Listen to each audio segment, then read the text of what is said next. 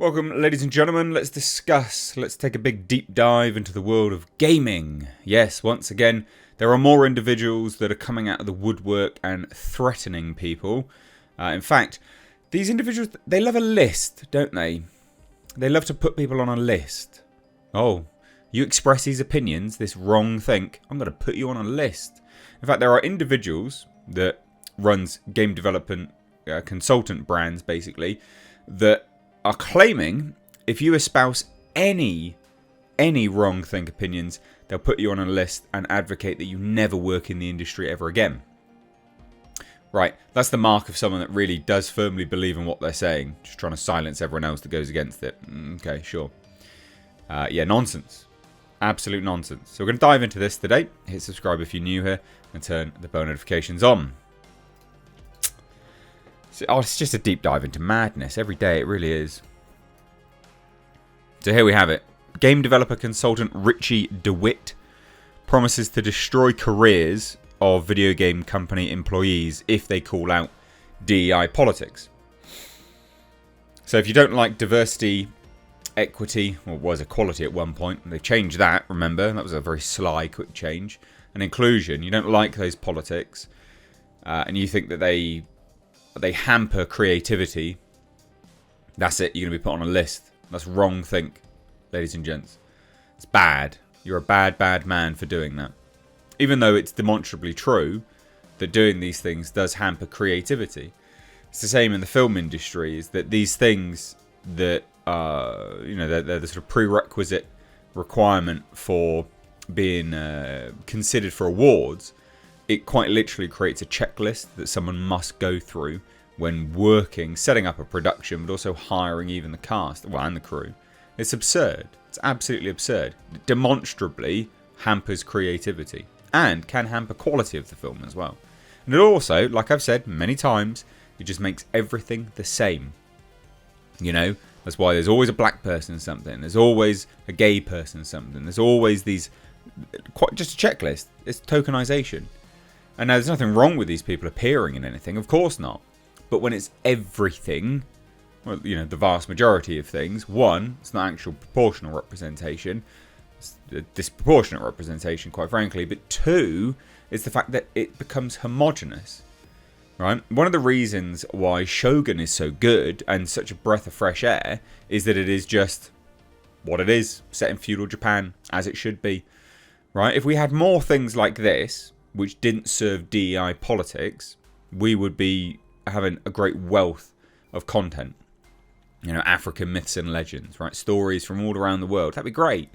Get your diversity through doing that. Don't get your diversity by shoehorning people in and fitting your checklist. It's just lazy. It's absolutely lazy. But anyway, so Richie DeWitt, the founder of Bare Knuckle, which is described as an inclusive business development consultancy for experienced and up-and-coming game developers, promised to destroy the careers of anyone in the video game industry that calls out DEI politics. It's just sad. You don't have an argument if you're trying to silence other people. So as captured by former World of Warcraft team leader Mark Kern, DeWitt posted on X before locking his account down, "I've been seeing more and more hateful GamerGate-esque opinions. I want to be clear on where I stand. I won't tolerate any harassment, violence or threats towards developers, minorities and women in our industry in any space that I own or have control over. I don't care about your opinions and won't go into discussions with you. I'm not interested in explaining to you how little you know of the workings of our industry, and I will report and block your account.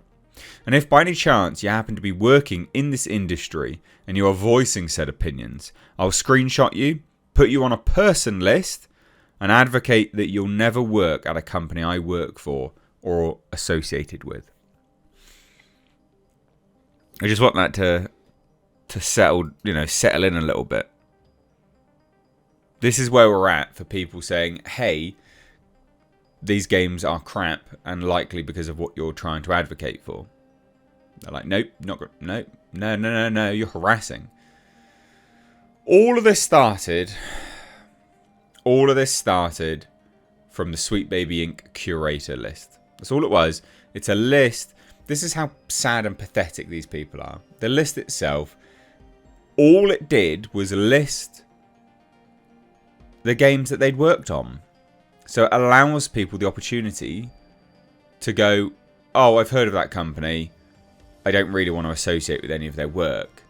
This is capitalism. This is word of mouth. Steam is the town hall or the town centre for gamers. That forum, that ability to have a curator list is the town hall for gamers. It's just someone going, those games that you didn't like, they're all generally produced by this one person. Do with the information what you want. And people go, cool, I'm not interested. I don't want to work with them. I don't want to fund them. I don't want to buy any games that they've been working on. That's harassment.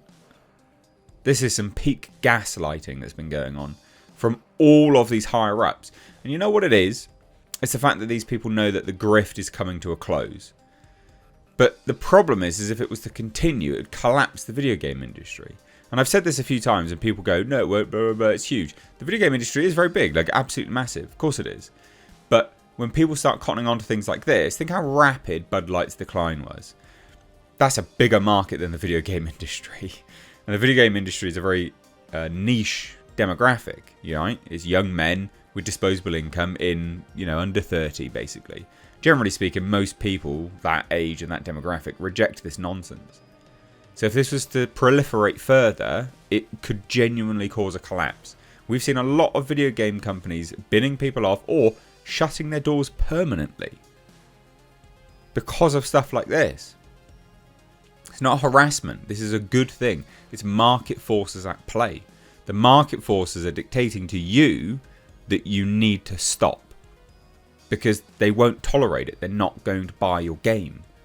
It's not what anyone wants. But remember, you're just going to be put on a list, ladies and gents. Grums. Yeah. So while DeWitt admitted he will actively engage in this behaviour, former Bungie lawyer Don McGowan admitted he had been using the tactics within the video game industry for years. So there's other people that have done it already. Trans kids are not a legal threat, leave them alone. This is the individual. Says, and it never occurs to them that the reason nobody made games for them was because nobody wanted to make those kind of games. Nobody wants your money because no one wants you in their environment. Take it from someone most of whose job was figuring out ways to get rid of you. Trust and safety departments exist to get assholes out of the gaming environment. You end up creating them to get rid of assholes because adult humans don't want to spend their leisure time with assholes. You're a GamerGater. F off, you goddamn child. Nobody wants your money. Go spend it on anime. Porn. I mean, that's just disingenuous. You do want people's money. You absolutely do. And gatekeeping is good, right? It absolutely is good when it's to do with things like this. There's nothing wrong with gatekeeping.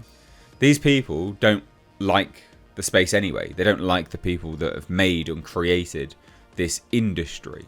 Remember, the video game industry wouldn't be anything without its gamers. So to outrightly reject those individuals is just pure lunacy. It's insane. So bizarre. So bizarre. And this is what Sweet Baby wanted to do. Sweet Baby says, the CEO says she wanted to take over the video game industry. Said it in 2018. One of my best friends and I, we teamed up and founded a company. The original desire was just to write together. We wanted to write with the two of us and a friend of ours, and we wanted to write games. But we realised that as a unit, we realised we were capable of doing for others what had not been done to us, which was support, empower us, to lift us up, to value our talent, and to help build our skills. That doesn't make any sense. And so today, what we do is writing, narrative design, story building, story breaking as our first and foremost. But on a secondary level, we work very hard to get marginalised talent into the industry to protect them the way that we would want to have been protected. So it's a racket then. To lift them up and to get them into an industry where they're too often shut out. And basically, I think to take over in the hopes that that's weird, that some really dope people will be able to lead into a kind of new era for an industry that's been kind of, the same way too long. What's wrong with the same? What's wrong with the same? Ah, you don't like the demographic. I think to protect myself and for my own mental health, I've made sure that I work with people I really, really care about and really, really respect and really, really enjoy working with. I often talk about the fact that, like, video games are such huge projects and they feel like they're these huge works of creative brilliance and they take so many brains. But for me, I would much rather work on something that is an okay project with great people who I care about, who lift each other up, who provide like a sense of balance, than something that is maybe technically very proficient, but it was hell to make and the people aren't empathetic. Right, so you want to work on mediocre shit. Yeah, I mean, I don't have much else to say, to be fair. They did say this as well in 2019. I don't think it's pie in the sky thinking to go like, hey, maybe we can invite white dudes to play as other people and experience different things. You know, if they don't like it, we have to start thinking we're not losing, they're losing, and we're losing because we're going to let them stand in the way of our progress and our innovation. There you go. I mean, lists, a bit odd. There's definitely certain individuals throughout history that enjoyed lists. Left-leaning people have a lot in common with them, for sure. There you go. I have no words. I have no words. I've given my spiel. Thoughts? Drop it down below.